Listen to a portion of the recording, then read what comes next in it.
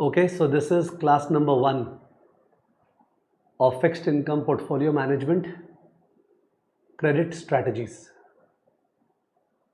Since this is a live class going on the Ulan app, those who have joined fresh live can please confirm whether the audio and the video are fine. Yes, please. Can you please confirm whether the audio and the video are fine? Avdesh Singhal is saying it's fine. Good afternoon. Rahul Gupta, Kanishka Agarwal,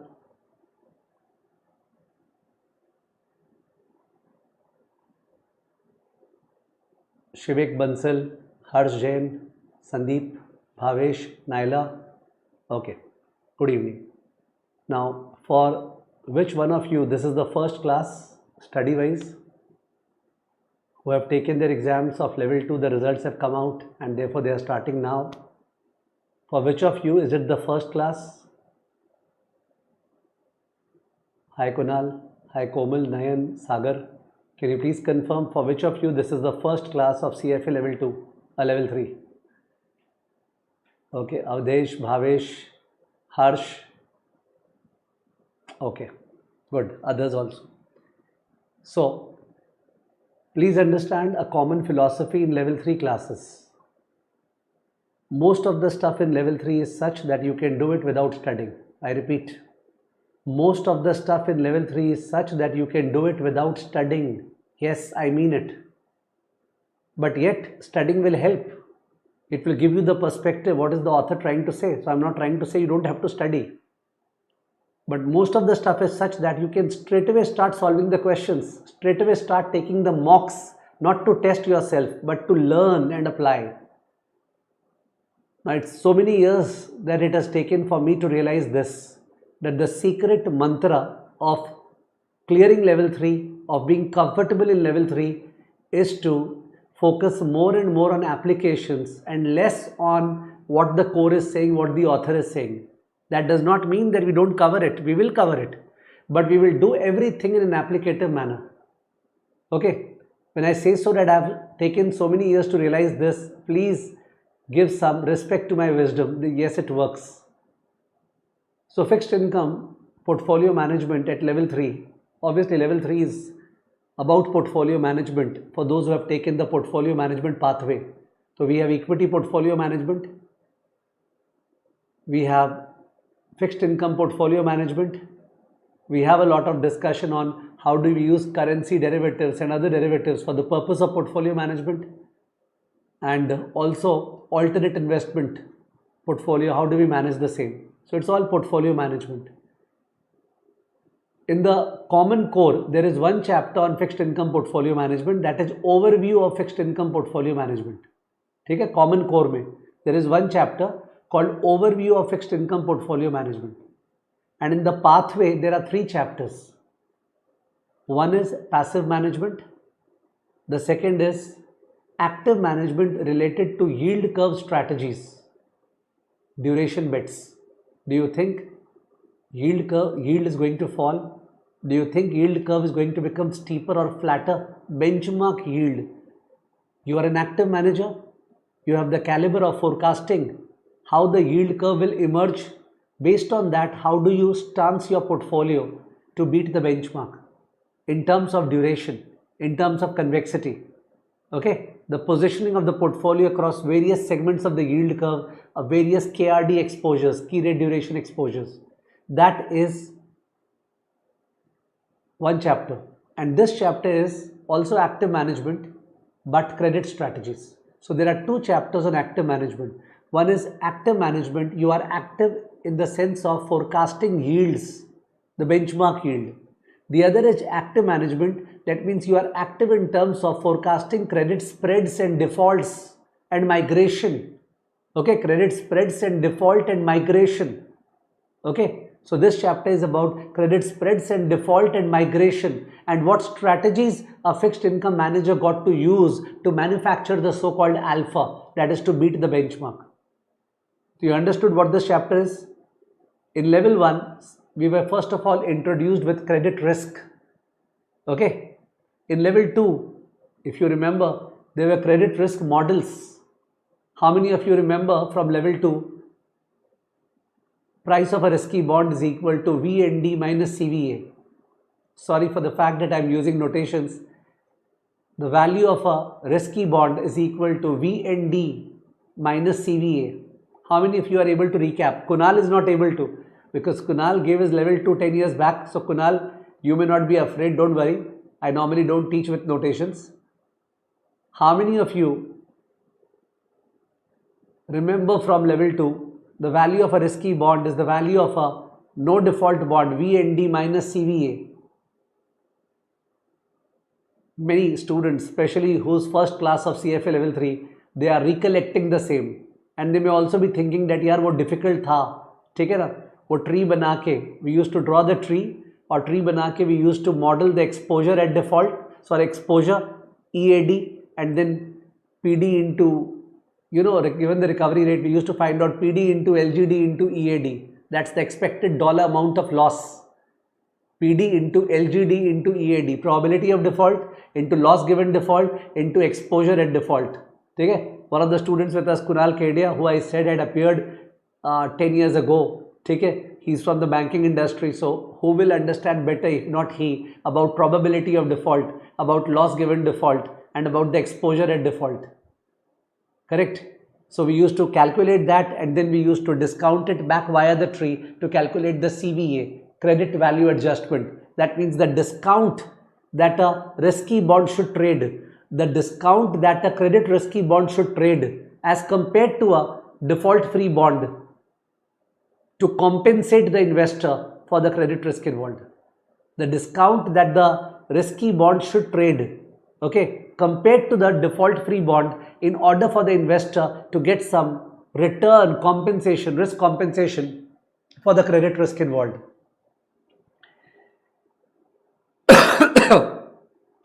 It's not that यहाँ पे CVA का calculation पूछेगा, level 3 में तो calculation और भी नहीं पूछेगा.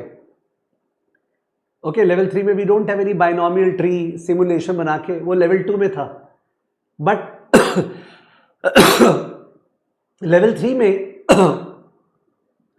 They will expect that come से कम आपको उसका फीलिंग तो याद है ना यार, CVA था क्या. Okay, they would like that. ऐसा नहीं है कि you are a fund manager and you have forgotten about CVA. Understood? They would like that to happen. Anyways, my whole point was to tell you that there is a lot of knowledge about credit and credit risk and credit spread and default and PD LGD that you have inside yourself.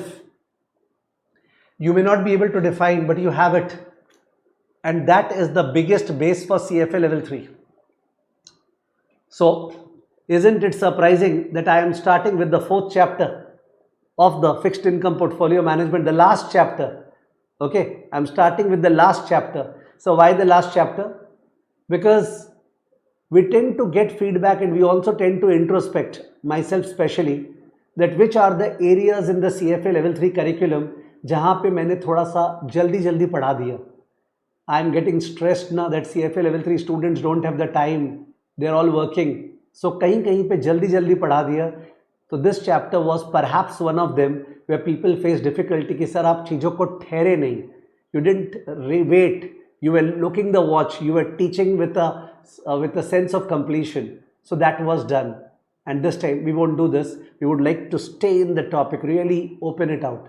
Sir क्या yield curve strategy के साथ ये नहीं हुआ था? एकदम नहीं हुआ था. Yield curve strategy was completely opened. ठीक है तो? It was completely opened. So with this chapter, credit strategies, active management, okay, we want to do it again so that the best of stuff is available to you in this regard. Sir, क्या ये chapter without previous 3 chapters करने के समझ में आएगा? 100% yes. 100% yes. Level 3 में तुम जैसा चाहो वैसे इसको open कर दो. There are infinite ways of opening level 3. Whichever part you want to start, it will give you a solution. There is a key embedded everywhere. So you don't have to think about कि sir ये कैसे समझ में आएगा शुरू के 3 chapters के बिना. Okay? Because otherwise, why would I take the risk of starting with this? Understood? Okay. So given this background, I would like to straight away start with your strength, which is, चलो example में चलते हैं. Let's see क्या दिमाग चलता है. Are you ready? Bhavesh, नयन, सागर, हर्ष, कुणाल केडिया, मैंने कुछ नहीं पढ़ाया है. I have not taught a single stuff at CFA level 3 fixed income for this batch, and I am straight away asking you to step into an example which is a question which had come in 2014 or 15. यानी past exam में आया हुआ question है. So how do you know it? उस समय past papers release होता था. AM सेशन का past papers used to be released at that time. So it's not an insider information, it is available. ठीक है, चलो स्टार्ट करते हैं. Let's look at the screen. Chapter का नाम जिनको सिंक इन नहीं हुआ, you can write on the screen. Fixed income active management credit strategies. Fixed income active management credit strategies. Active management है. We charge higher fees. We are going to beat the benchmark. ठीक है, we are going to have differential opinion about the spreads at which bond should trade, about defaults, and we are going to accordingly use strategies to generate alpha to beat the benchmark, to compensate for the fees that we are charging. Okay, chalo, this is the question. Take your time, read the question.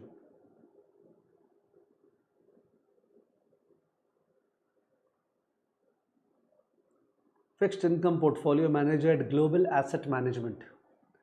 She is evaluating corporate bond allocation opportunities for a $500 million client portfolio. She is analyzing 3 rating categories based on current market conditions and expects to maintain positions for a 1-year investment horizon.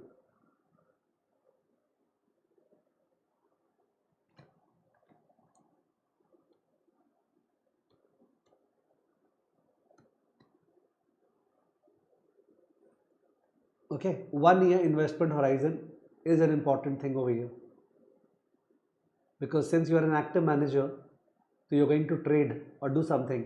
So 3-month horizon है कि 6 month की 1 year, that was important. Her research team has compiled the following market data for the 3 rating categories: AA, A, BBB, OAS दिया हुआ है. OAS को CFA level 3 में institute ने, author ने बहुत इज्जत दी है. Option adjusted spread. Full form तो सबको याद है. इनकेस कोई लग रहा है नहीं यार फुल फॉर्म तो याद है पर फीलिंग एकदम भी याद नहीं है. फीलिंग यही था कि जो कॉलेबल बॉन्ड है ना, callable bond, it is trading at a spread of से 170 basis point over and above the benchmark. 170 basis point का कॉलेबल बॉन्ड का स्प्रेड है. और जो स्ट्रेट बॉन्ड है सिमिलर, उसका जो स्प्रेड है that is 140 basis point. Callable bond का स्प्रेड इज 170 बेसिस पॉइंट और पुट और स्ट्रेट बॉन्ड का स्प्रेड इज 140 बेसिस पॉइंट. से these are Z spread. Okay, उसका 170 बेसिस पॉइंट, इसका 140 बेसिस पॉइंट. तो जाहिर है जिसका स्प्रेड ज़्यादा है वो अट्रैक्टिव लग रहा है, बिकॉज स्प्रेड मतलब जो एक्स्ट्रा रिटर्न आएगा, तो उसका कॉलेबल बॉन्ड से 1.7% एक्स्ट्रा रिटर्न आएगा कंपेयर टू बेंचमार्क, और जो सिमिलर स्ट्रेट बॉन्ड है उससे 1.4% एक्स्ट्रा आएगा. तो उसका कॉलेबल बॉन्ड में जाना चाहिए. We are active manager, want to earn a higher return, but callable bond में तो कॉल रिस्क भी है. दोनों बॉन्ड में देयर इज क्रेडिट रिस्क, दोनों बॉन्ड में देयर इज लिक्विडिटी रिस्क, दोनों बॉन्ड में क्रेडिट रिस्क लिक्विडिटी रिस्क है. बट कॉलेबल बॉन्ड में और एक रिस्क है, call risk. So therefore callable bond का 170 basis point is not comparable to straight bond का 140 बेसिस पॉइंट. कॉलेबल बॉन्ड का 170 basis point is not comparable to straight bond का 140 basis point. This is not a direct good comparison. So what should we do? अपने callable bond में से जो call option वाला part है उसको हटाएंगे. ठीक है, कैसे हटाएंगे? वो लेवल 2 में था, लेवल 3 में है ही नहीं. तुमको फीलिंग पता है ना, हटाएंगे ट्री के हेल्प से. ठीक है ना, कॉल रूल लगा के हटाएंगे. बहुत जन को याद आ रहा होगा लेवल 2 में कैसे हटाते थे. और हटाने के बाद जो स्प्रेड आएगा that's called option adjusted spread. I used to call it option removed spread. I used to call it option removed spread, कि वो जो ऑप्शन रिस्क है उसको हटाने के बाद जो आया that is option adjusted spread. किसको किसको याद आ रहा है? किसको किसको याद आ रहा है? और कुणाल तुमको याद नहीं, तुमको समझ आ रहा है ना? किसको किसको याद आ रहा है? और कुणाल तुमको याद नहीं करना है, तुमको समझ में आ रहा है ना? हाँ सर ठीक ही तो बोल रहे हैं, कॉलेबल बॉन्ड में कॉल रिस्क भी है, तो उसको न्यूट्रलाइज करके जो बाकी स्प्रेड बचा, that's called option adjusted spread, OAS. So the OAS of a callable bond can be compared with the Z spread of a straight bond. The OAS of a callable bond can be compared with the Z spread of a straight bond. In fact, for a straight bond, Z spread and OAS are same because option ही नहीं है ना, straight bond में तो option ही नहीं है, तो option adjusted क्या होगा? ठीक है, आई एम वेरी हैप्पी, सबके सब बोले हैं कि उनको याद आ रहा है, और पीछे इकोनॉमिक्स चल रहा था।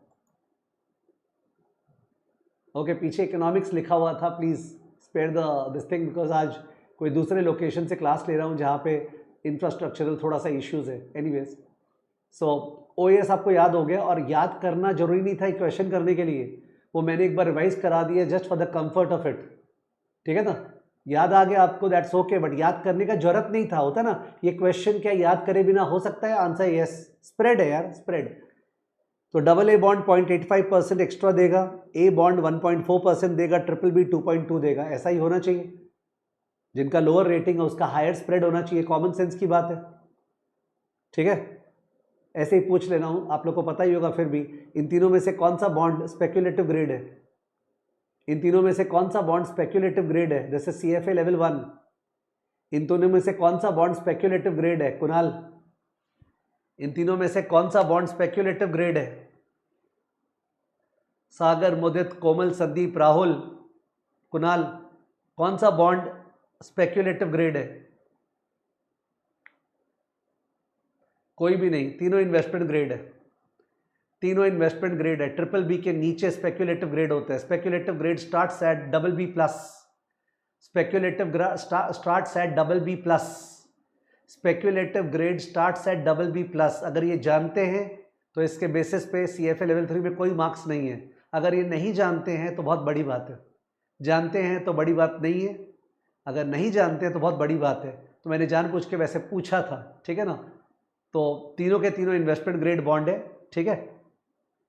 BBB- is the last investment grade rating, BBB-, I think India का BBB- ही है, ठीक है। It is the last investment grade rating.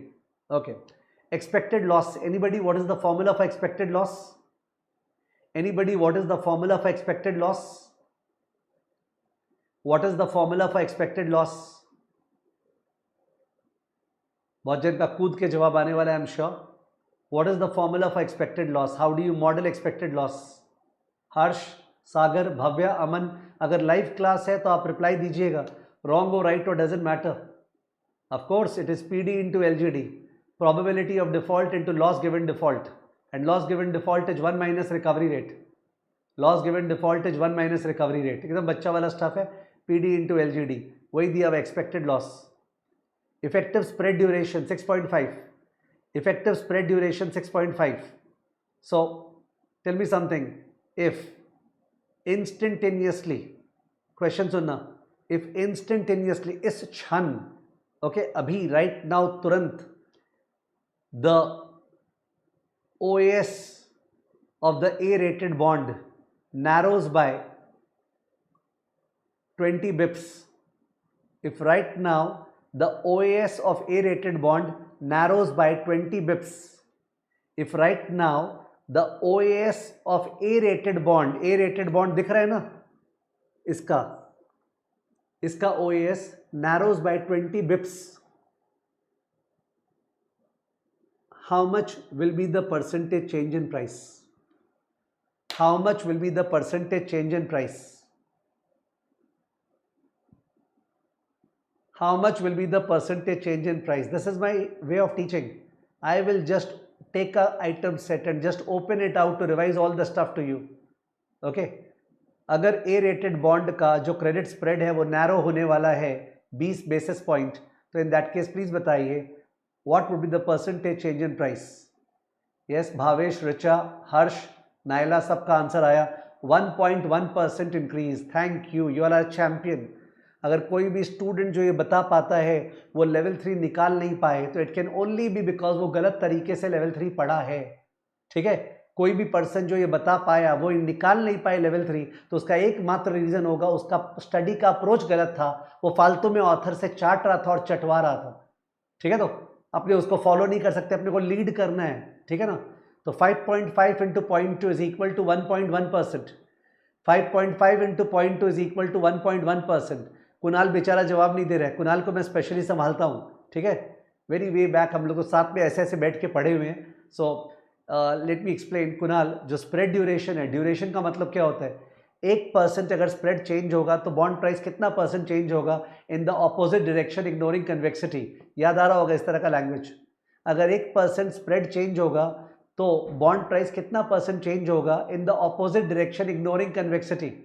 Kunal please बोल दो, तुम्हारे को लिए बोल रहे हैं। If the spread changes by 1%, how much will the bond price change in the opposite direction ignoring convexity? That is 5.5%। तो 1% से 5.5%, तो 0.2% से कितना, 0.2 into 5.5, 1%, 1.1।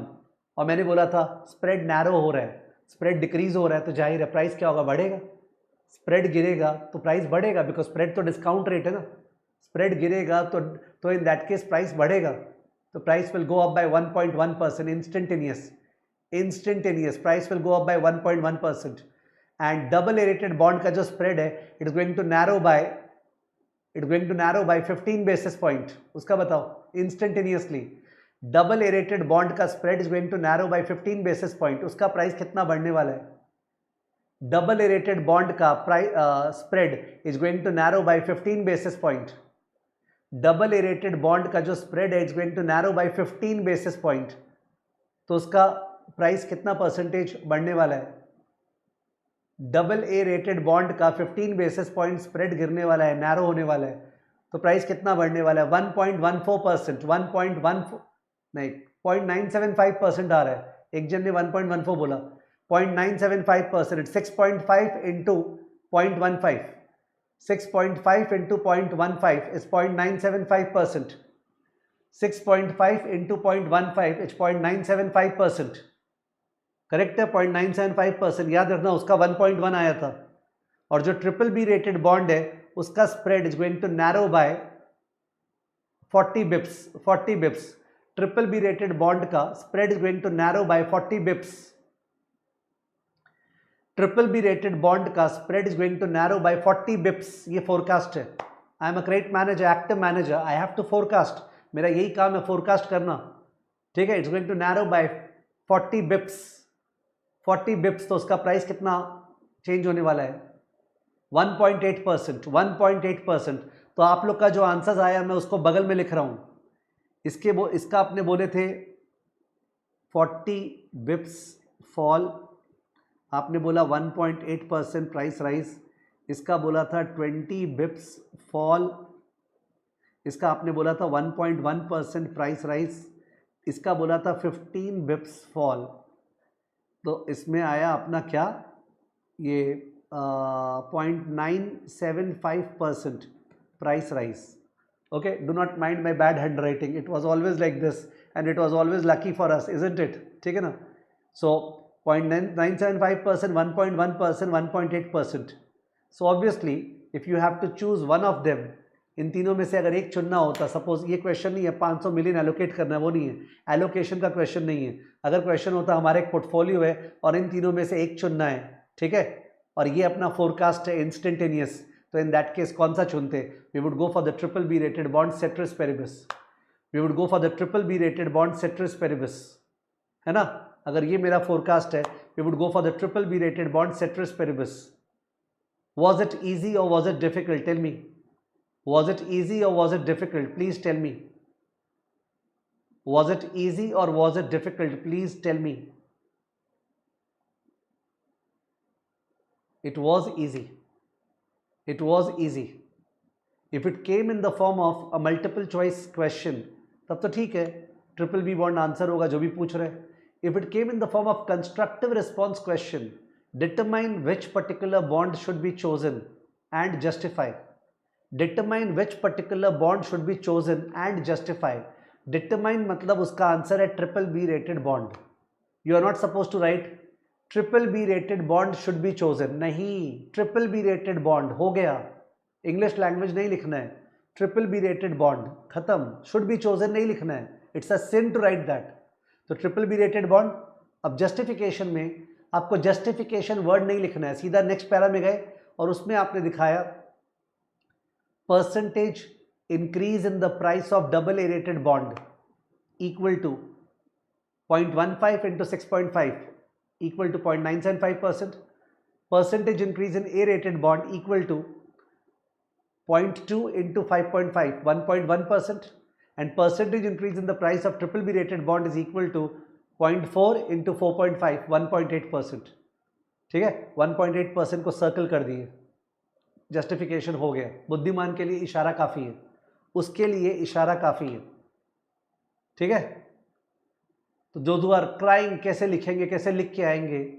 The thing is that आपको कमती टू द पॉइंट लिखना सीखना पड़ेगा। ठीक है, अगर कहीं पे ऐसा हुआ कि कमती लिखने के चक्कर में आप अपना पॉइंट समझा नहीं पा रहे तो आप ज़्यादा लिखिए। ज़्यादा लिखने से पेनल्टी नहीं है, ज़्यादा लिखने से पेनल्टी नहीं है, ज़्यादा लिखने से समय जा रहा है। ठीक है, पेनल्टी इज नॉट देयर। तो if you think you are not able to explain, write more. ठीक है, but do not write more for the sake of writing more. Okay, Harsh Gaurasariya is saying after knowing formula it was easy. Harsh, formula तो था ही नहीं। जो level 2 के students अभी दिए थे और पास हुए हैं वो लोग तो डायरेक्टली आंसर बोल दिए थे। मैंने फॉर्मूला बोला नहीं था हर्ष, फॉर्मूला तो बाद में बोला हूँ मैं कुणाल केडिया को समझाने के लिए। गलत बोल रहे हो हर्ष तुम। मैंने फॉर्मूला बोले बिना पूछा था। 1.1%, रिचा, भावेश, सबका जवाब आया था।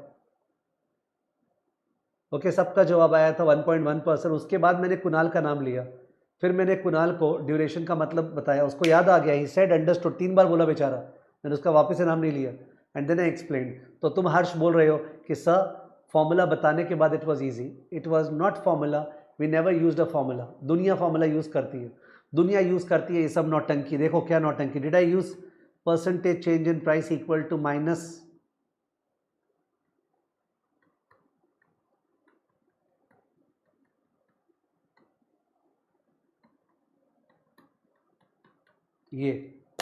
ये दुनिया का फॉर्मूला है। Minus effective duration, minus Q because inverse direction, into delta spread into 100। फिर क्या करते हैं वो लोग फर्स्ट वाले बॉन्ड में माइनस 6.5 इंटू माइनस 0.0015 इंटू 100। ये है, everybody does it. Sir institute में भी तो ऐसे ही किया हुआ है। हाँ किया हुआ है, पर ऐसे करने का जरूरत नहीं है। It's not that they wanted that way. ठीक है, वो सोफिस्टिकेटेड वे में ऐसे ही लिखा जाता है। तो या तो सोफिस्टिकेशन कर लो और यह चीज़ समझ लो। खैर हम लोग दोनों तरह से बता तो देते हैं, बट मेरे से ये सब होता नहीं है। ठीक है, नॉर इज इट रिक्वायर्ड। हर्ष गौरासिया, क्या मैंने गलत बोला है? हमने हमेशा लेवल 1 लेवल 2 से लोगों को सिखाया कि ड्यूरेशन का मतलब बोलो मन में। एक बार मतलब मन में बोला सब खत्म, कि अगर 1% स्प्रेड चेंज होगा तो प्राइस कितना परसेंट चेंज होगा, दैट इज द मतलब। अगर मतलब पता है तो और कोई फॉर्मूला रिक्वायर्ड नहीं है। एनीवेज सर, ये जो क्वेश्चन आपने बोला, क्या इतना इजी क्वेश्चन एग्जाम में आता है? दौड़ दौड़ के आता है, चाप चाप के आता है। It is an exam representative question. Sir ये जो आपने बोलते समय इंस्टेंटेनियस वर्ड का इस्तेमाल किया, आप लोगों ने गौर किया था? Did you all pay attention that I use the word instantaneous? क्या आपने ध्यान दिया? मैंने इंस्टेंटेनियस शब्द का इस्तेमाल किया था। Use the word instantaneous while speaking out this question. And do not worry that sir आपने क्वेश्चन लिखाया नहीं, उसका चिंता मत कीजिए। इंस्टेंटेनियस वर्ड का मतलब होता है अभी तुरंत ये होने वाला है।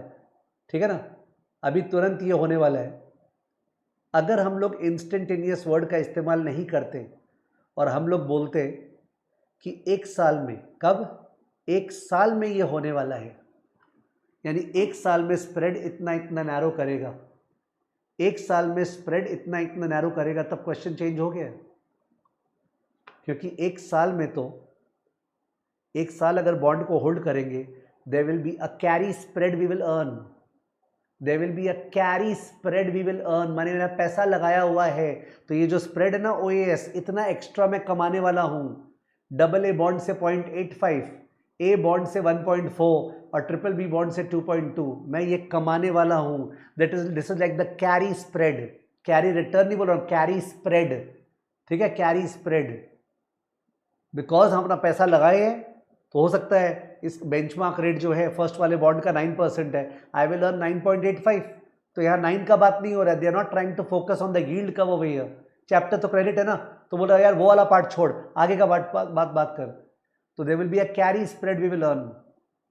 उसके अलावा अगर 1 साल है तो 1 साल में क्या कंपनी डिफॉल्ट कर सकता है? क्या ये बॉन्ड डिफॉल्ट कर सकता है?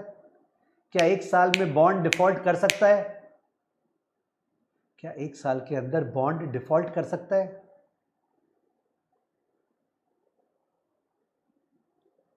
क्या 1 साल के अंदर बॉन्ड डिफॉल्ट कर सकता है? Of course. और डिफॉल्ट करेगा तो इन दैट केस स्यू करेंगे, रिकवरी होगा, तो लॉस गिवन डिफॉल्ट, और वो पीडी इंटू एलजीडी, वही तो ईएल दिया आपको सजा सजा के, समझ गए?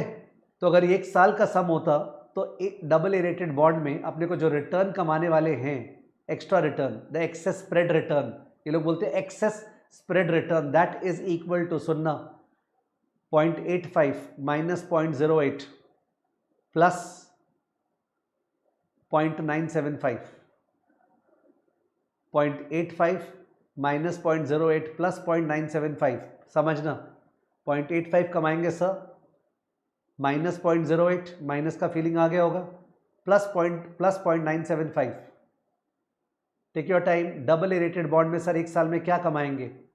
आपका फोरकास्ट है कि 1 साल में स्प्रेड कितना बेसिस पॉइंट, 15 बेसिस पॉइंट जो है वो गिरने वाला है, तो हम निकाल लिए 0.975% दाम बढ़ेगा, और एक्सपेक्टेड लॉस 0.08 है, और हम कैरी स्प्रेड कमाएंगे 0.85%, तो 0.85 माइनस 0.08 प्लस 0.975, बताना आंसर।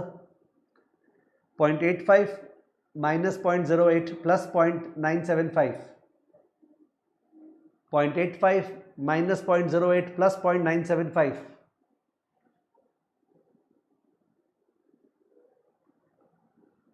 1.745 बता रहे students, 1.745, 1.745%। Sir A rated bond का तुम लोग बताओ, ए रेटेड बॉन्ड का विदाउट मेरे बोले हुए, ए रेटेड बॉन्ड का रिटर्न 1 साल में क्या होगा? Not the return, the excess spread return, the excess spread return, the excess spread वाला रिटर्न। एक्सेस मतलब होता है बेंचमार्क के ऊपर क्या कमाएंगे स्प्रेड की वजह से, excess spread return, the expected excess spread return A rated bond से। हिमांशु, ऋचा, कोमल, हर्ष आ जाओ। Okay, everybody is saying 2.1% and सबका answer 2.1, it doesn't require verification. Kunal तुम कर पा रहे हैं क्या? कुणाल तुम्हारा आंसर नहीं आ रहा है। देखिए यार, अगर अपने बाई करेंगे ए रेटेड बॉन्ड तो 1.4% तो एक्स्ट्रा देगा ही, है ना, बैठे बैठे कैरी स्प्रेड। 0.4% एक्सपेक्टेड लॉस है, माइनस होगा, और इसका आपने वो निकाले थे ना 1.1% प्राइस बढ़ेगा, तो 1.4 minus 0.4 plus 1.1, 1.4 minus 0.4 plus 1.1, 2.1%। Kunal बोलो प्लीज यार। ओ दिया था कुणाल, मिस हो गया मेरे से। 2.1%, और ट्रिपल बी रेटेड बॉन्ड में 2.2% बैठे बैठे कमाएंगे एक्सेस स्प्रेड। 2.2 माइनस 1.3 और क्या plus 1.8, 2.2 minus 1.3 plus 1.8, 2.2 minus 1.3 plus 1.8,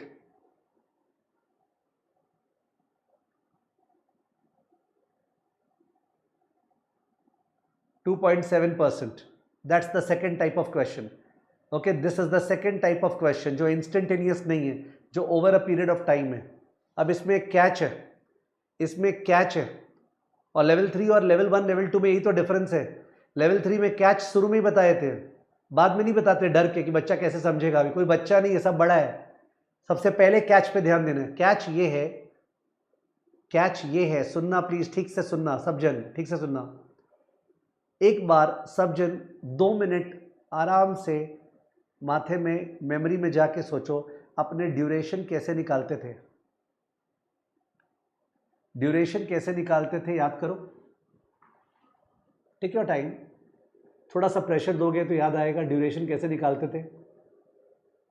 एक तो वो तरीका था summation W x by summation W, कि सर ईयर्स 1 2 3 4 5, कैश फ्लो आने वाला है coupon coupon coupon coupon plus principal, फिर उसका प्रेजेंट वैल्यू वो डब्ल्यू हो गया, और जो ईयर्स था वो एक्स हो गया, और summation W x by summation W, weighted average time to receive the cash flows, याद है एकदम शुरू में, मैकोलेस ड्यूरेशन, कोई हर्ज नहीं है, everything should be revised, it is everything is a part और not a part of the level 3 curriculum, सब चीज काम आता है।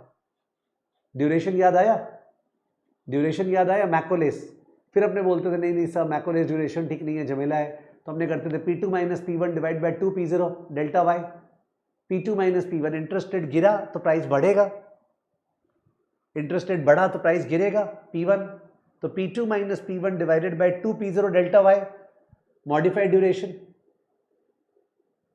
Modified duration P2 minus P1 divide by 2P0 delta Y, P2 minus P1 divide by 2P0 delta Y, ये modified duration, approx भी होता था, duration divide by 1 plus R. Okay, सबको याद आ रहा है, गुड, टेक योर टाइम, इसमें कोई फ्रस्ट्रेशन नहीं है, जो फ्रस्ट्रेशन है वो पर्सन का गलत एटीट्यूड हो रहा है। सब मैकोले निकालते थे, summation W x by summation W, weighted average time period, और उसके बाद मॉडिफाइड निकालते थे P2 minus P1 by 2P0 delta Y का शॉक देते थे, नीचे और ऊपर दो दाम आता था उसके हेल्प से, या फिर ड्यूरेशन बाई 1 प्लस आर। अब बोलते थे कि दोनों का दोनों जो ड्यूरेशन है बोगस है, बिकॉज दोनों का दोनों मानता है कि जब यील्ड चेंज होता है ना, जब यील्ड चेंज होता है तो कैश फ्लो चेंज नहीं होता है, जब yield changes the cash flows don't change, only the present value changes, ठीक है। तो in that case effective duration निकालते थे, इफेक्टिव ड्यूरेशन उसका ही फॉर्मूला वही P2 minus P1 divide by 2P0 delta curve, okay, P2 minus P1 divide by 2P0 delta curve, but इस बार जब yield change हो रहा है तो कैश फ्लोज चेंज हो रहा है, जैसे कॉलेबल का चेंज होता है, पुटेबल का चेंज होता है, ABS MBS का चेंज होता है, तो effective duration was considered to be superior because it understands that when the yields will change, even the cash flows can change. Effective duration, okay, model से निकलता था, मॉडल से निकलता था, ठीक है ना। So why I said this is because अगर जो स्प्रेड मैंने बोला चेंज होगा डबल ए रेटेड बॉन्ड में 15 basis point, yes Kunal you are correct, जो भी आपने बोला है, ए रेटेड बॉन्ड में 20 बेसिस पॉइंट और ट्रिपल बी रेटेड बॉन्ड में 40 बेसिस पॉइंट, ये स्प्रेड कब नैरो होगा, कब, तो कब वो लिखा नहीं रहता है, बट अज्यूम डेट वो होगा and of the investment horizon. तुम अगर 1 साल का बोल रहे हो तो 1 साल के एंड में ये नैरो होगा, 1 साल के एंड में नैरो होगा, तो 1 साल के एंड में जब नैरो होगा तो अपने को जो ड्यूरेशन यूज करना है वो आज का यूज करना है कि 1 साल बाद का, जो ड्यूरेशन यूज करना है सेंसिटिविटी वो आज का कि 1 साल बाद का। हम लोग बोल रहे हैं 1 साल में ये स्प्रेड नैरो होगा, तो स्प्रेड नैरो होगा 1 साल बाद, तो हमें जो ड्यूरेशन यूज करना है प्राइस चेंज निकालने के लिए वो आज का यूज करना है कि 1 साल बाद का, यस प्लीज, आज का कि 1 साल बाद का, यू कैन अंडरस्टैंड, चेंज अभी नहीं होगा, चेंज 1 साल बाद होगा, तो जो ड्यूरेशन यूज करना है वो आज का या 1 साल बाद का, 1 साल बाद का ना, जिस समय चेंज होगा तब का। तो अपने को 2 ड्यूरेशन दिया रहेगा एग्जाम में, effective spread duration today, effective spread duration after 1 year, effective spread duration today, effective spread duration after 1 year, 2 ठो दिया रहेगा, तो जाहिर अपने 1 साल बाद वाला ड्यूरेशन यूज करेंगे। अगर आपने पहला वाला यूज किया तो रॉन्ग हो गया, ऑप्शन तो रहेगा ही वैसा, बिकॉज जिस समय स्प्रेड चेंज होगा उस समय सेंसिटिविटी क्या है, उस समय what is the sensitivity at that moment, ठीक है ना। तो अभी जो 5 साल का बॉन्ड है 1 साल बाद 4 साल का बॉन्ड हो जाएगा, तो ऑब्वियसली उसका ड्यूरेशन तो कम हो जाएगा ना, ठीक है, तो that has to be managed. करना क्या अपने को कैलकुलेट करना है, कोई मैकोले, कोई मॉडिफाइड, कोई इफेक्टिव, कुछ कैलकुलेट नहीं करना है लेवल 3 में, ओके, क्योंकि जब आप फंड मैनेजर बनते हो ये सारा का सारा कैलकुलेशन आपके टर्मिनल पे रहेगा, you don't have to do a single calculation, you have to just think in real life and also in the exam. तो इफेक्टिव स्प्रेड ड्यूरेशन कौन सा यूज करते हैं, वो यूज करते हैं at the end of the horizon वाला, ठीक है, जो ट्रेडिंग हॉराइजन उसके एंड वाला। ये पॉइंट समझ में आया क्या, is this point clear, is this point clear, is this point clear students? Bhavesh, Shivik, Richa, Awadhesh, Harsh, is this point clear? किससे जो ड्यूरेशन यूज करना है वो एंड ऑफ 1 ईयर वाला यूज करना है, इस समय 1 ईयर का हॉराइजन है, तो एंड ऑफ 1 ईयर वाला ड्यूरेशन यूज करना है अपने को। अब एक लास्ट चीज बोल देता हूं, क्या बढ़िया से आप लोग समझ रहे ना, मजा आ रहा है। अभी ये मत सोचना भूल गए, तो भूलने का बात मत करना, अभी समझने का बात करना। लास्ट पॉइंट जो बोलना है वो ये, सपोज ये 1 ईयर नहीं है 6 मंथ है, सेम क्वेश्चन 6 मंथ, वो जो 1 ईयर लिखा था ना इंपॉर्टेंट, 1 ईयर हॉराइजन नहीं 6 मंथ हॉराइजन है, 6 मंथ हॉराइजन। तो जो कैरी स्प्रेड है, बोले ना कि सुन पैसा लगाए हो तुमको स्प्रेड तो मिलेगा ही, वो कैरी स्प्रेड 0.85 लेंगे या 0.85 इंटू हाफ, वो कैरी स्प्रेड 0.85 लेंगे या 0.85 इंटू हाफ, कैरी स्प्रेड 0.85 लेंगे या 0.85 into half.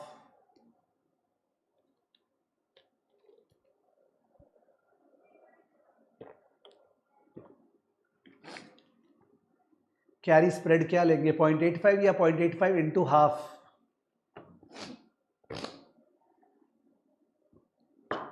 Into half obvious है, 6 महीना पैसा लगाया तो 6 महीने के हिसाब से तो मिलेगा स्प्रेड, वो जो कैरी स्प्रेड होता है कैरी करने का। नहीं शिविक गलत बोल रहे हो, तब तो फिर इंस्टेंटेनियस में भी लेंगे। तुमको याद है शिविक अपने बोले थे इंस्टेंटेनियस में 0.85 लिया ही नहीं था, हम लोग केवल परसेंटेज चेंज इन प्राइस से लिए थे। अगर इंस्टेंटेनियसली होने वाले, मैं जैसे ही बॉन्ड बाई करूंगा वैसे ही होगा, तो मेरे को स्प्रेड काहे का मिलेगा? हम तो होल्ड ही नहीं किया, एक पैसे का ब्याज नहीं मिलेगा। आई थिंक कुछ लोग क्या हो रहा है ना, वैसे सोच रहे थे, कुछ अलग सोचते हैं, हाई फाई सोचते हैं, कॉमन सेंस की बात थी। कैरी स्प्रेड है ये वो स्प्रेड है जो कैरी करने पे मिलता है। 2 साल होल्ड करोगे तो 2 साल आपको मिला है 0.85 एक्स्ट्रा, 3 साल तो 3 साल 0.85, 6 महीना तो 0.85 इंटू हाफ, 3 महीना तो 0.85 इंटू 1/4। ये कैरी स्प्रेड है, it is a compensation for passage of time, the compensation for the passage of time. Instantaneous वाले में लिए नहीं थे बिकॉज इंटू 0 था। हर्ष डिवाइड बाय हाफ नहीं होगा, इंटू हाफ होगा, डिवाइड बाय 2 होगा, ठीक है ना हर्ष गौरसिया? इट इज इंटू हाफ और it is divided by 2, whatever, if you understood the stuff it's fine. जो एक्सपेक्टेड लॉस है वो आपने बोला पीडी इंटू एलजीडी होता है, पीडी इंटू एलजीडी। जो रिकवरी रेट है ना वो उस पर डिपेंड नहीं करता है कि 6 महीना या 1 साल या 3 महीना, मतलब हॉराइजन पे डिपेंडेंट नहीं है रिकवरी रेट।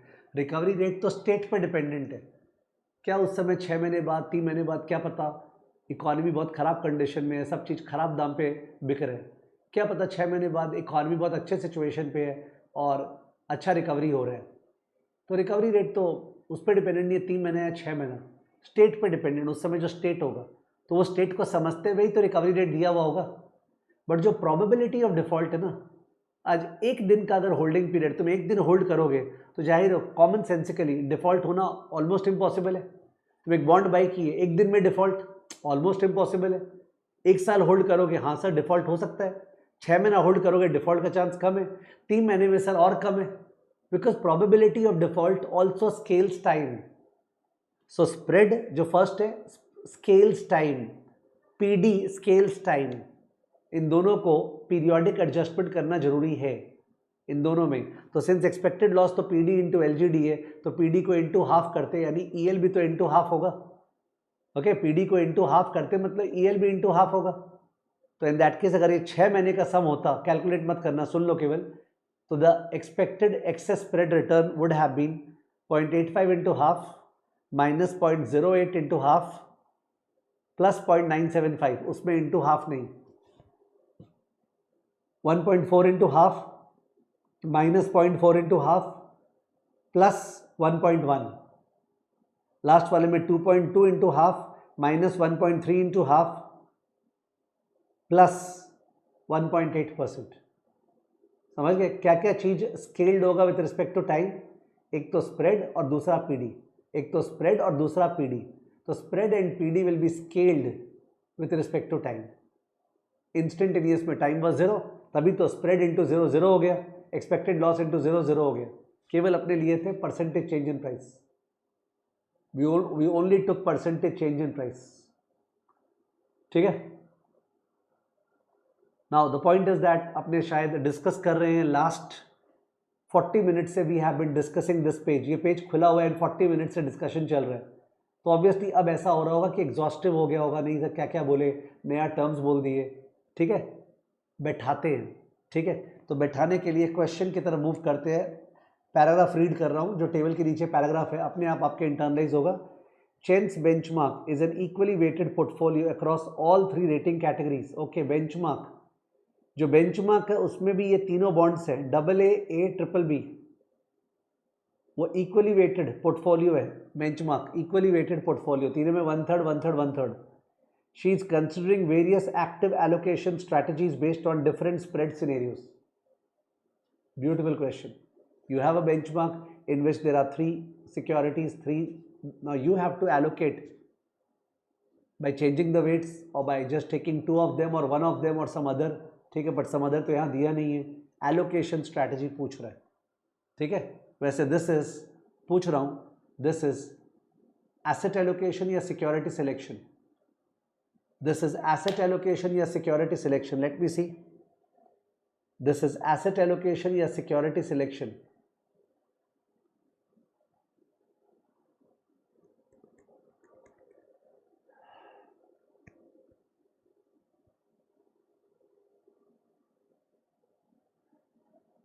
तो this is security selection type, although जो AA दिया हुआ वो AA में हो सकता है बहुत सारा AA सिक्योरिटीज़ है, A में बहुत सारा सिंगल A सिक्योरिटीज़ है, BBB में बहुत सारा BBB सिक्योरिटीज़ है, तो इसलिए ये लोग इसको एलोकेशन लिख दिए कि AA में कितना एलोकेट करेंगे, उसके बाद तो डिसाइड करेंगे ना कौन सा AA, समझ गए, दैट वे। तो ये प्राइमरली सिक्योरिटी सिलेक्शन का फीलिंग आ रहा है, but they have called it allocation because they are allocating across categories.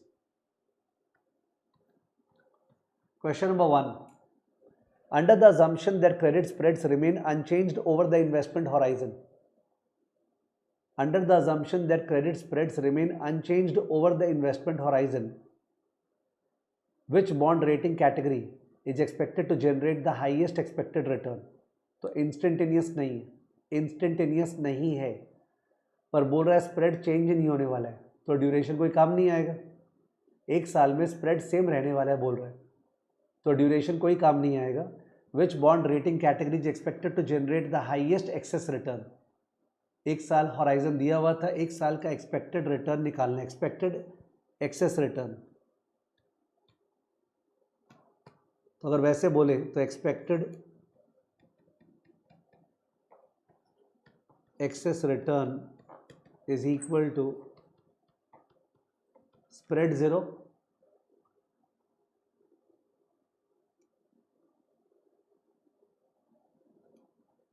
Plus minus percentage change in bond price due to change in spread minus EL। ये एक तरह से फ्रेमवर्क हो गया। Expected excess return in this chapter is equal to the spread 0। Excess return का मतलब क्या है? ऐसा return over and above the benchmark, तो इज इक्वल टू स्प्रेड 0 जो कैरी है। What is this? Spread 0 is the carry spread. Carry का मतलब इस बोझ को उठाओगे तो आपको इतना कॉम्पेंसेशन तो मिलेगा ही, ठीक है ना, बट ये carry spread scales time. Scales time का मतलब अगर 3 महीना है तो इंटू 1/4, 6 महीना है तो इंटू हाफ, 9 महीना है तो इंटू 9/12, ठीक है। इंस्टेंटेनियस है तो 0। तो ये जो स्प्रेड वाला पार्ट है ये scales time. Percentage change in price जो है that is equal to minus effective duration into delta spread into 100। I don't like this formula, लिखने को लिखा हूँ, minus effective duration into delta spread into 100, और जो EL है that is PD into LGD, जहाँ पे जो PD है scales time, scales time, okay, scales लिखा मैंने SCALES, यानी इसको इंटू हाफ या इंटू 1/4 करना है। This is the framework, this is the framework, expected excess return framework. This is the expected excess return framework. रफली अगर आप लिख रहे हो तो बढ़िया ही रहेगा। आई थिंक मैंने कोई फॉर्मूला तो बोला नहीं है।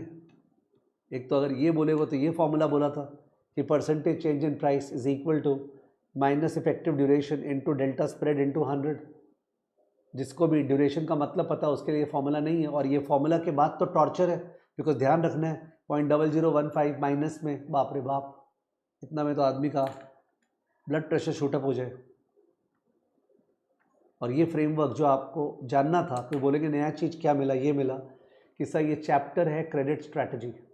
तो हम लोग जो क्रेडिट स्ट्रैटेजी लगाएंगे ना, उसकी वजह से हम लोग एक्स्ट्रा रिटर्न क्या कमाएंगे बेंचमार्क के ऊपर। तो हम लोग कमाएंगे जो स्प्रेड वो देने वाला है, प्रोवाइडेड हम लोग होल्ड किए।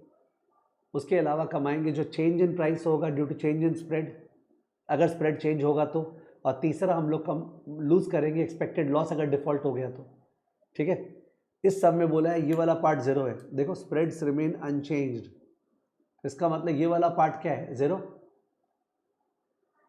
Percentage change in price due to change in spread वाला पार्ट ज़ीरो है, तो केवल फर्स्ट और लास्ट पार्ट काम आएगा। I hope you are okay. इस क्वेश्चन में केवल ये दोनों काम आने वाला है।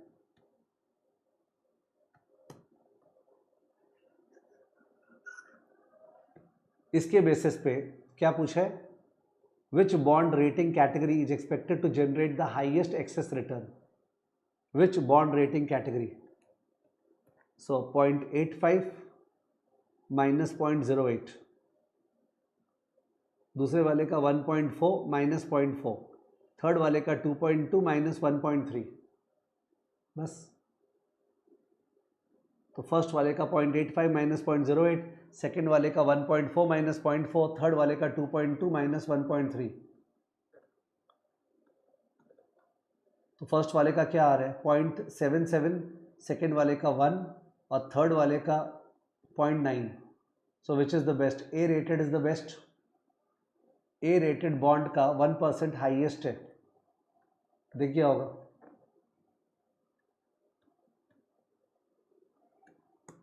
ए रेटेड में 1% आ रहा है, डबल ए रेटेड में आया था 0.77% और इसमें आया था 0.9%। So A rated is the best.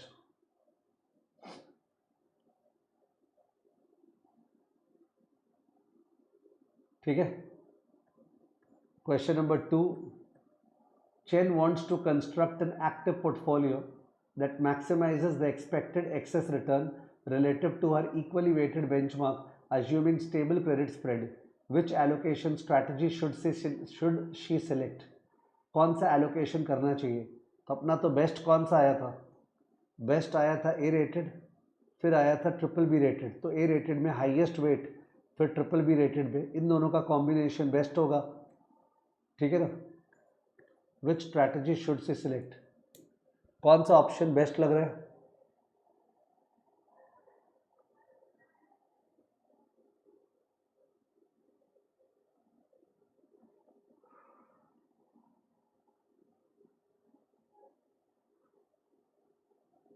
तीनों बॉन्ड में दिख गया था ए रेटेड सबसे बेस्ट था और ट्रिपल बी रेटेड उसके बाद था, सबसे खराब डबल ए रेटेड था। Option B is the answer. Exam में अगर आता, एग्जाम में आता और अगर वो रिटर्न वाला होता तो तीनों का रिटर्न निकालना पड़ता, तीनों का रिटर्न। फर्स्ट वाले का रिटर्न निकाल रहा हूँ, फर्स्ट वाले का रिटर्न निकाल रहा हूँ। तो फर्स्ट वाले का return is 0.6 into 0.77 plus 0.4 into 1, second वाले का 0.6 इंटू 1 प्लस 0.4 इंटू 0.9, थर्ड वाले का 0.5, ओ हाफ हाफ करना है। तो डबल ए वाले का क्या था 0.77 और ट्रिपल बी वाले का 0.9। पर मल्टीपल चॉइस पर निकालने का जरूरत नहीं था। ओके, मल्टीपल चॉइस में ये निकालने का जरूरत नहीं था।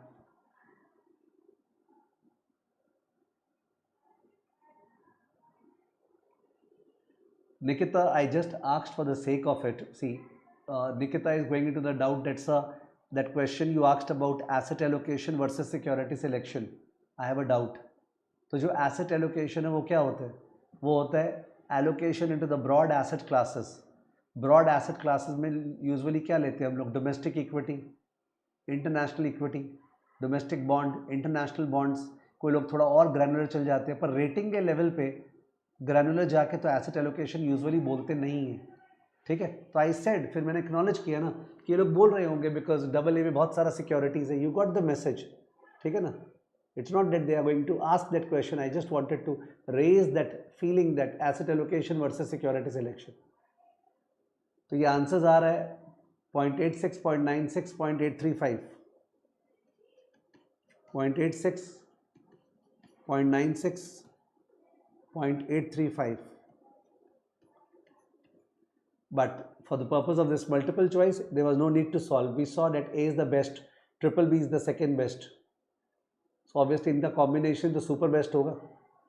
So there was no need to solve. If you do it later and you will give me the doubt that sir, what was the need to solve? There was no need to solve. We just solved it for the sake of it.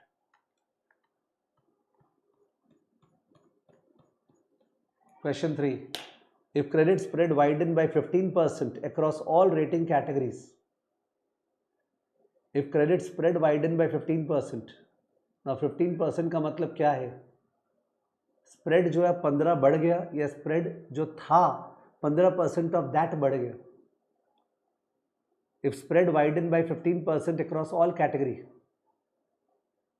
तो 15% का मतलब क्या समझे? 15 या 15% of the spread.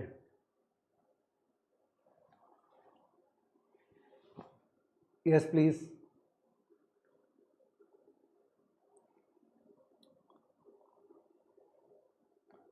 जैसे तुम्हारा accuracy rate 60% था, मैं बोला 15% बढ़ गया, तो क्या पता 75 हो गया, और क्या पता 15% ऑफ 60 उतना बढ़ गया.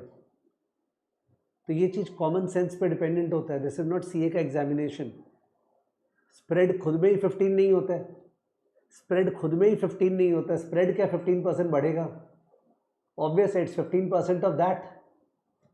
Okay, it's 15% of that. तो ये जो स्प्रेड था ना, यहाँ पे जो क्वेश्चन में स्प्रेड था, तो ये 0.85 का 15% निकालना है, उतना फर्स्ट वाला बढ़ा, और उसको 6.5 से मल्टीप्लाई करना है. गौरसिया, 0.85 का 15% निकालना है और उसको 6.5 से मल्टीप्लाई करना है, और उतना परसेंटेज प्राइस बढ़ेगा या गिरेगा? 0.85 का 15% निकालो, निकाल के इंटू 6.5 करके बताओ कि उतना परसेंटेज प्राइस बढ़ेगा या गिरेगा?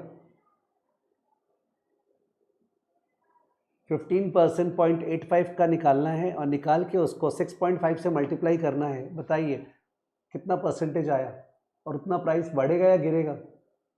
गिरेगा, because spread is going up, तो price will come down. You don't require a minus वाला formula to tell you that. Okay, तो 15% of 0.85 into 6.5. Students are saying it's coming to what? They're not saying 15% of 0.85 into 6.5. I'm waiting for the answer. 0.82875% decrease. Komal is saying 0.82875% decrease. तो 0.83% decrease करीब. Just simply बोलने के लिए, because मैं बोल नहीं पाऊंगा बार बार वो नंबर, वरना 0.82875 में कोई इशू नहीं है. 0.83% दाम गिरेगा फर्स्ट वाले का. 0.83% दाम गिरेगा फर्स्ट वाले का. सेकेंड वाले का 1.4 का 15%, 1.4 into 0.15 into 5.5, 1.4 into 0.15 into 5.5, 1.4 into 0.15 into 5.5, 1.4 into 0.15 into 5.5.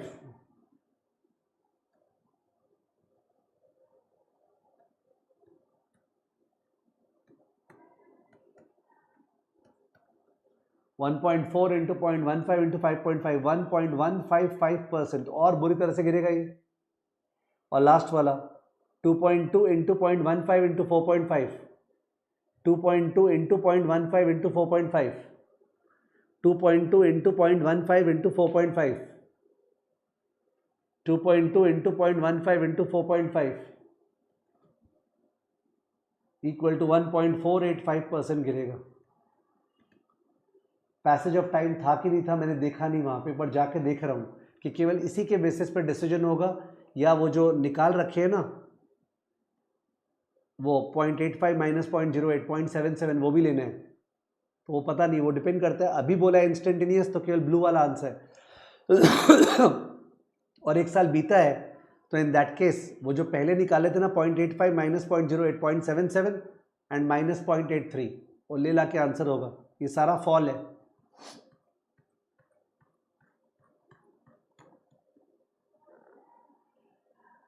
If spread widens by 15% across all category, बोला नहीं है इंस्टेंटेनियस, यानी एक साल का बात कर रहा है।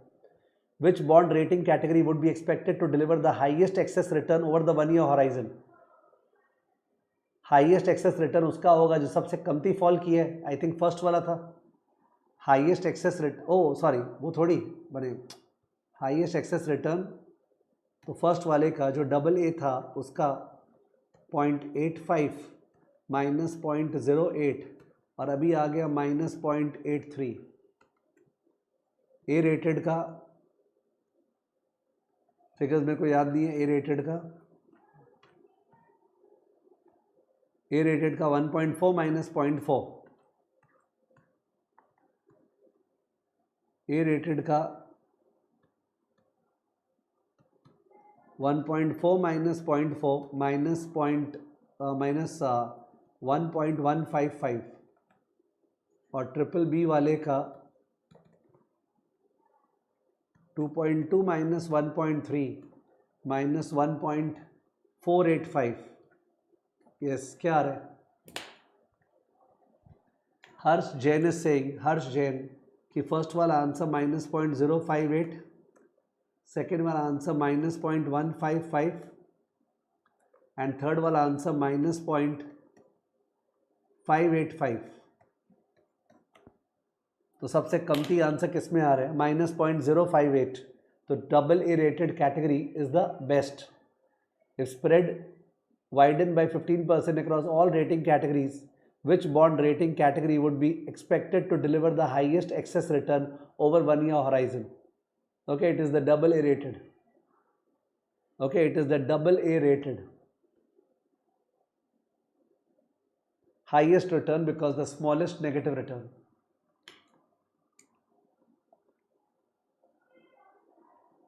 ठीक है। If credit spread widened by 15% instantaneously, abhi, right now, across all rating category, which bond rating category would be expected to deliver the highest return? तो फर्स्ट वाले का आया था माइनस 0.83%, सेकेंड वाले का आया था माइनस 1.155% और थर्ड वाले का आया था माइनस 1.485 शायद, हाँ 485%।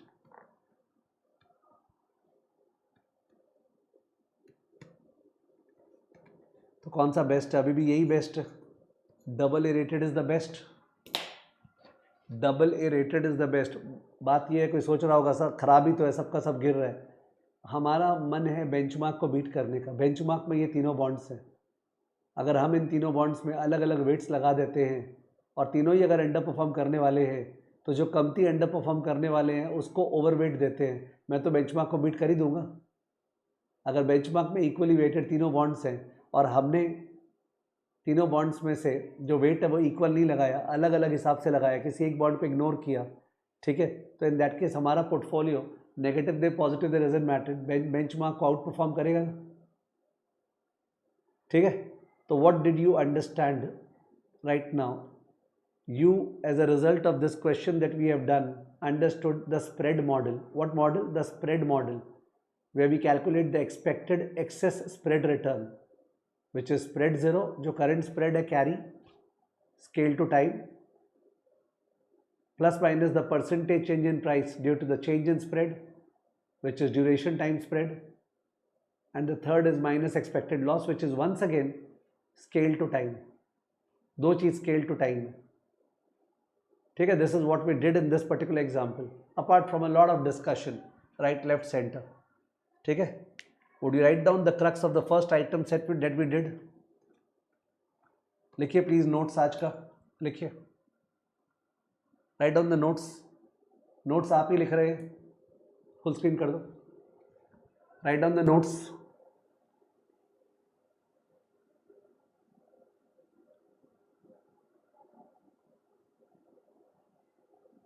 the purpose of this topic is to explain how to manufacture superior performance bracket alpha, how to manufacture superior performance bracket alpha using differential views,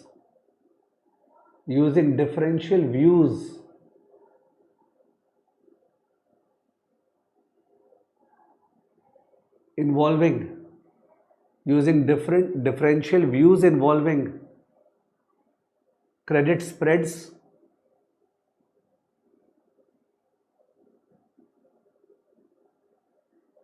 migration, credit spread, migration and default, credit spread, migration and default,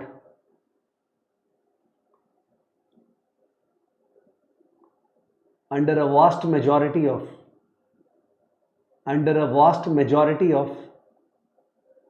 credit strategies,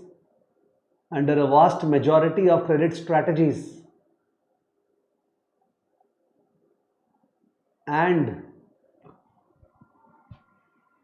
varied tools, varied tools bracket CDS, credit default swap, ETF, CDS, ETF, etc. Bracket close, full stop. मेरे को खुद याद नहीं मैंने क्या language लिखा है, but if you could read and just think about it कि इस चैप्टर का पर्पस क्या है. चैप्टर का पर्पस ये दिखा रहा है कि वो फिक्स्ड इनकम मैनेजर जो एक्टिव है और जो ज़्यादा फीस चार्ज कर रहे हैं, उसका पर्पस है अल्फा जनरेट करना, सुपीरियर परफॉर्मेंस. कैसे? डिफरेंशियल व्यूज़ जो कंसेंसस नहीं है, जो डिफरेंशियल व्यूज़ है. ठीक है, लोगों को ये लग रहा है, मेरे को ये लग रहा है. डिफरेंशियल व्यूज़, तुम ही तो एक्टिव मैनेजर है सर. किस चीज़ के बारे में व्यूज़? स्प्रेड के बारे में, माइग्रेशन के बारे में, डिफॉल्ट के बारे में. ये अलग अलग क्यों लिखाया? बिकॉज किस बॉन्ड्स का डिफॉल्ट का बात ज़्यादा होगा, IG बॉन्ड्स का कि HY बॉन्ड्स का? यू टेल मी, किस बॉन्ड्स के डिफॉल्ट का ज़्यादा बात होगा, IG बॉन्ड्स का कि HY बॉन्ड्स का? एक डबल ए रेटेड बॉन्ड का ज़्यादा डिफॉल्ट का बात होगा कि माइग्रेशन का बात होगा? तुम सोचो, डबल ए रेटेड बॉन्ड का ज़्यादा क्या चीज़ का बात होगा, डिफॉल्ट का कि माइग्रेशन का? जाहिर है डबल ए रेटेड बॉन्ड का तो माइग्रेशन का बात होगा. HY बॉन्ड्स जो है ना, HY bonds, high yield bonds, speculative bonds, उनका ज़्यादा डिफॉल्ट का बात होगा. तो इसलिए मैंने लिखा है माइग्रेशन. ठीक है, माइग्रेशन, स्प्रेड, रेटिंग्स, ये सब के बारे में फोरकास्ट. और ये फोरकास्ट का डिफरेंट स्ट्रैटेजीज है. कोई बॉटम अप है कि जैसे होता है ना इक्विटी इन्वेस्टर्स लोग बहुत सारे होते हैं, पोर्टफोलियो मैनेजर्स जो बोलते हैं हम बॉटम अप स्ट्रैटेजी लगाते हैं. कुछ टॉप डाउन, EIC, तो टॉप डाउन, बॉटम अप. और ये स्ट्रैटेजीज को इंप्लीमेंट कैसे करेंगे सर, एग्जीक्यूट कैसे करेंगे? बॉन्ड के थ्रू, वो तो ऑब्वियस है. उसके अलावा CDS के थ्रू, जब हमको लगता है कुछ अच्छा होने वाला है कंपनी का, तो CDS बाई करेंगे या सेल करेंगे? जब हमको लगता है कि अदानी फालतू का पिटा हुआ है हिंडनबर्ग के रिपोर्ट के बाद, अदानी का बॉन्ड्स एक्चुअली रिकवर कर जाएगा, सब बढ़िया ही बढ़िया होगा, तो हम लोग अदानी पे CDS बाई करेंगे कि सेल? CDS बाई करेंगे कि सेल? अपने को लगता है अच्छा होने वाला है किसी इंडेक्स का, किसी पर्टिकुलर टाइप ऑफ ट्रांच का, तो उस पर CDS बाई करेंगे, सेल करेंगे CDS, विल सेल इंश्योरेंस.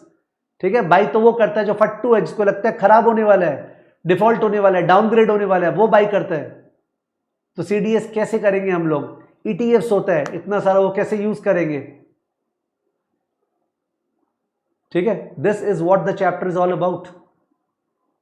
पूरा चैप्टर इसी के बारे में. चैप्टर का strength is not on the math, the math is the very simple part. At least level 2 के मुकाबले तो पाती है. लेवल 2 में तो क्या था, यहां पे कोई मैथ है ही नहीं. थिंकिंग, कॉमन सेंस, क्या हो रहा है क्या नहीं हो रहा है, and thinking not without context, thinking with examples. ठीक है, para change. an important framework in this model, in this chapter, an important framework in this chapter, an important framework in this chapter,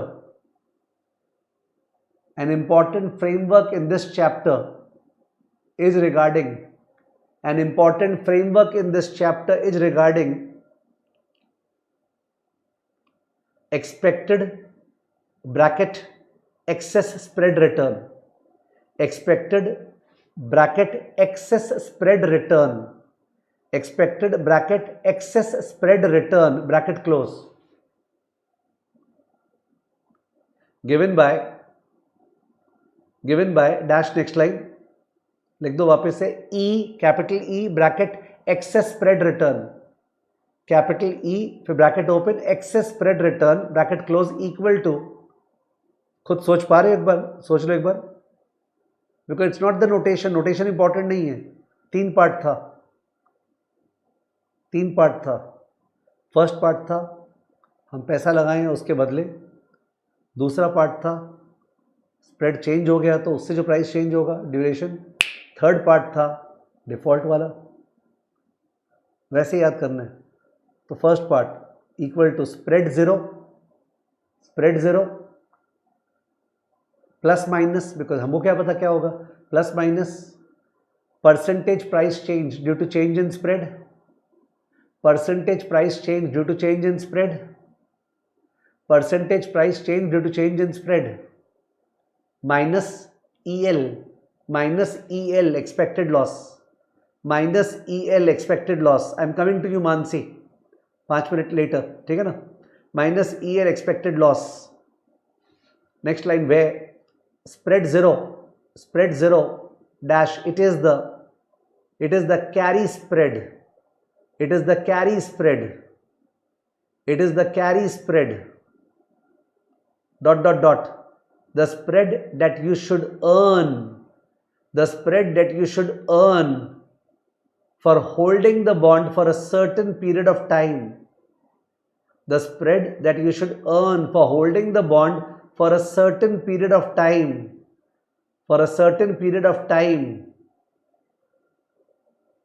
next line, therefore spread zero equal to current OAS into T, spread zero equal to current OAS into T, current OAS into T, T क्या हो गया, T हो गया into half into 1/4, लिख लो वहां पे, into half into 1/4, समझ जाओगे.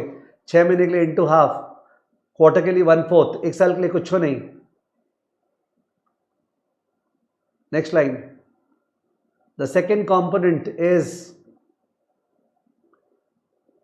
Duration times change in spread. The second component is duration times change in spread.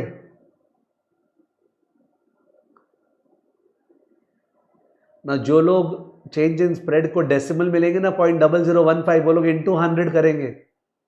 मेरा तो हैबिट नहीं है, मैं तो परसेंटेज में लेता हूँ स्प्रेड को, स्प्रेड का चेंज को परसेंटेज में लेता हूँ, तो अपने आप ही वो परसेंटेज में आता है. तो you have to take a call over there, ठीक है.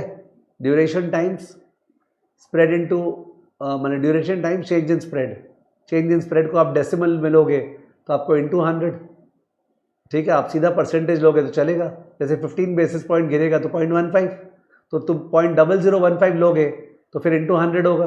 वैसे ही बाहर भी माइनस लोगे तो अंदर भी माइनस ध्यान रखना है, वरना ऐसे सोच लेना कि प्राइस बढ़ेगा या गिरेगा. नेक्स्ट लाइन,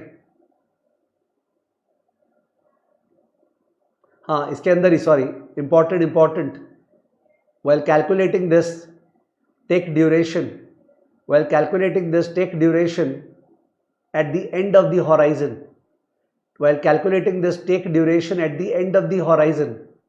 समझे, 3 मंथ का दिया है तो 3 मंथ के एंड में जो ड्यूरेशन है वो आज का नहीं, 3 मंथ के एंड वाला duration, at the end of the horizon.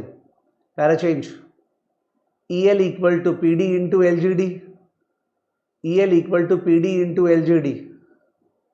Okay, वो जो PD है उससे एरो देके, PD के अंदर से एरो देके, it is to be scaled with respect to time, it is to be scaled with respect to time, it is to be scaled with respect to time, that is PD equal to PD given into T, PD equal to PD given into T.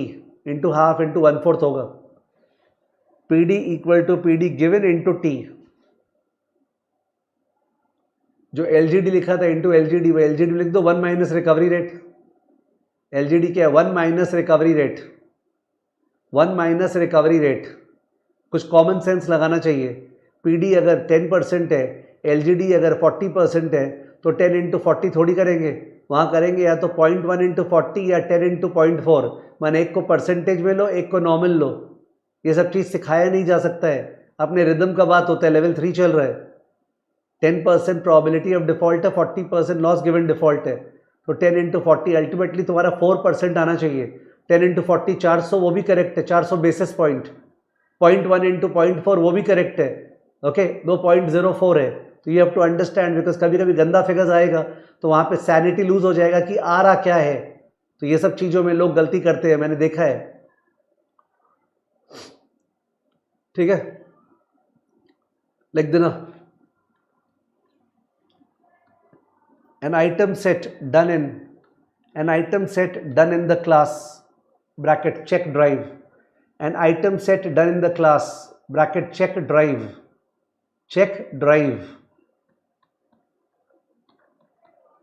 ठीक है। Sir class कराने में वो कितना सारा classes लगेगा मेरे को नहीं पता, आई डोंट नो, वरना वही क्वालिटी खराब होगा, समझ गया। बिकॉज मैंने ऐसा कोई प्रॉमिस नहीं किया सारा टॉपिक लाइव होगा वगैरह, जितना होगा वो देखा जाएगा, ठीक है। सबसे मेन अप्रोच है आपको कॉन्फिडेंस दिलाना कि level 3 is an easy stuff, fixed income is considered to be the most difficult topic. देखो क्या हो रहा है लास्ट चैप्टर, और लास्ट तक ही होगा, ऐसा नहीं बीच में गड़बड़ हो जाएगा, ठीक है।